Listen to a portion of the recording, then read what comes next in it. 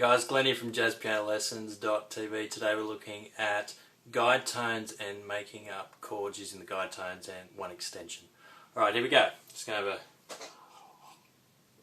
quick sip of my coffee before it gets cold. So we're looking at guide tones. Guide tones are 3 and 7 of the chord. Okay, that's what they are basically. So if you have a C major chord, 1, 3, 5 and 7, the guide tones are 3 and 7. Okay. Now basically what I do with the guide tones is I do this quite a lot for one-handed voicings and even sometimes for just adding some extra colour on the top. I might do this as well.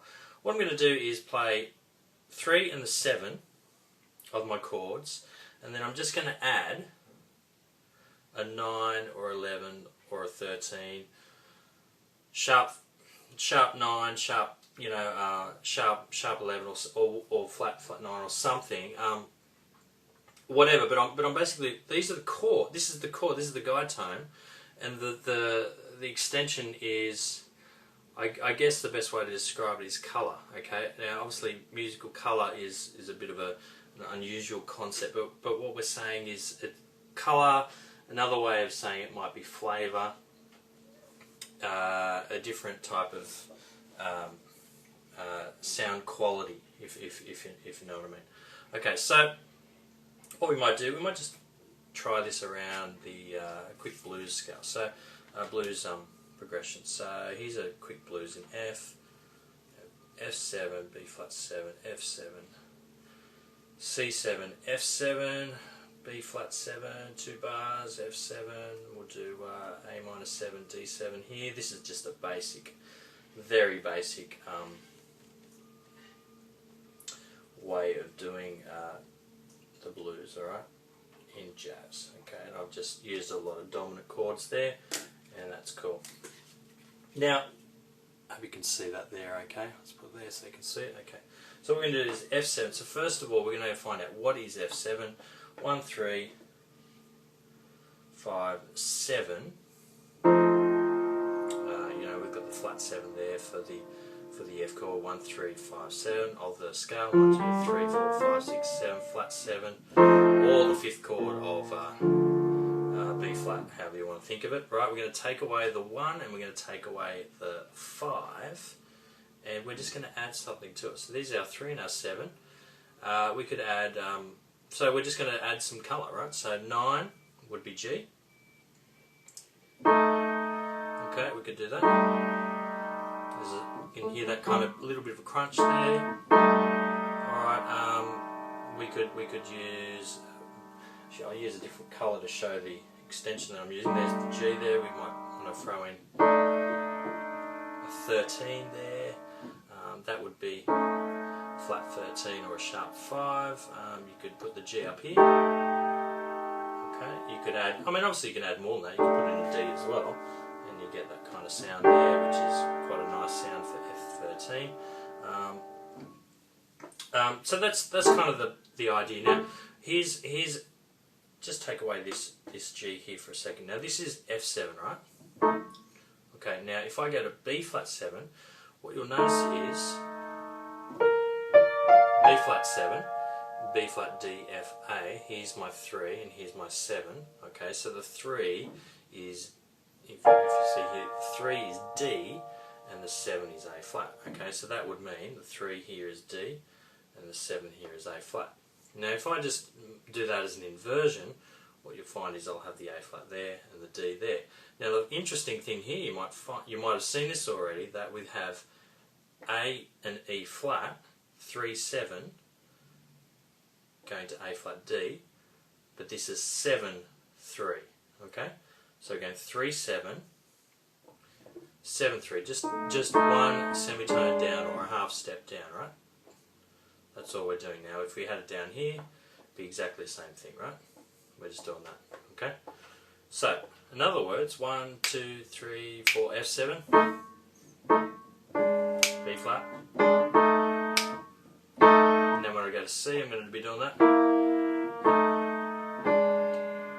4, 1, 2, 3, 4, 1, 2, 3, 4.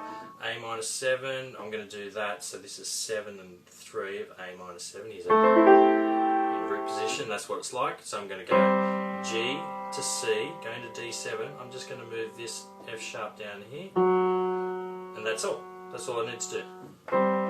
That's 7-3 of A minor, but then I'm going to go to 3-7 of D, right? Same thing with G minor, C7, F7. Okay, there's how it works. Now, if I add in a colour each time, so for example, let's even go back to that G, right? Okay, you can hear it's just a little bit more rich, a little bit more interesting, right? There's our G.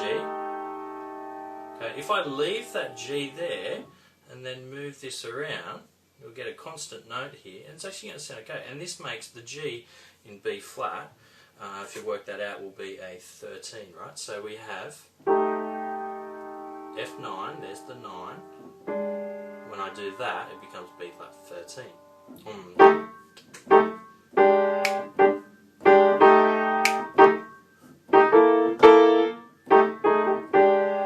Okay, so it gets a little bit boring if you do that the whole time, but I'm just trying to give you kind of an example of how you can use that, right? Okay, so if I did it a different way, let's say we did, instead of that, go back to the F chord, right? Instead of the F chord being F9, we choose to put that D in there.